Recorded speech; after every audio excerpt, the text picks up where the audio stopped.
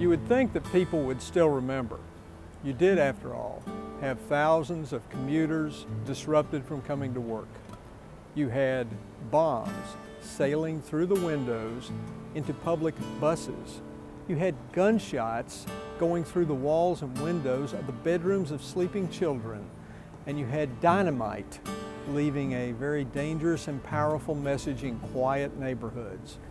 Was this a Mideast war zone? Maybe some urban area? No. Would you believe it was Augusta, Georgia during the first quiet summer of the Eisenhower administration 60 years ago? It all centered on a city bus strike, and it turned ugly fast and stayed that way. Expansion of both the military base south of town and the bomb plant over in Aiken, plus a number of other construction projects, brought jobs, and the streets and roads were crowded.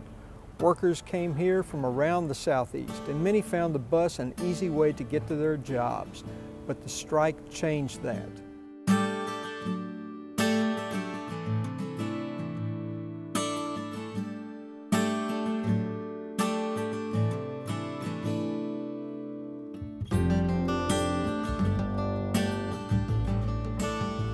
Security was needed. On July 2nd, 1953, pretty much where I'm standing at 9th and Ellis Streets, a man walked up to a city bus in broad daylight and threw a tear gas bomb through the window. It landed on the lap of Sarah Bryant of Florence Street, sent her to the hospital.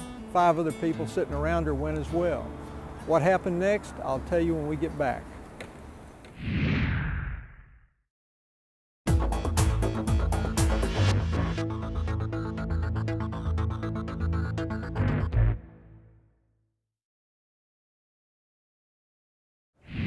On the night of July 19th, someone fired a shotgun into the home on Emmett Street of Lester Bufford, a non-union driver. Bufford was asleep in another room, but the blast, which cut the Venetian blinds of the window in half, were fired into the room where his wife and child were asleep. But that wasn't the biggest explosion of the night. No. That was over on Whitney Street, where someone threw a stick of dynamite onto the lawn of J.H. Schaffner, the bus company's general manager. After that, police were ordered to start riding the buses as security measures. On September 2nd, someone threw dynamite through a parked bus window. The dynamite no doubt sent a message, but it also led to the union's undoing. Police traced its residue to R.S. Dixon, the Secretary-Treasurer of the Union.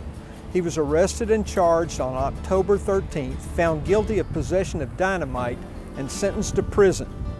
Quiet negotiations began, however, and a week before Christmas, Dixon was released from custody but ordered to pay damages. The quiet negotiations were successful and peace in the bus strike was achieved.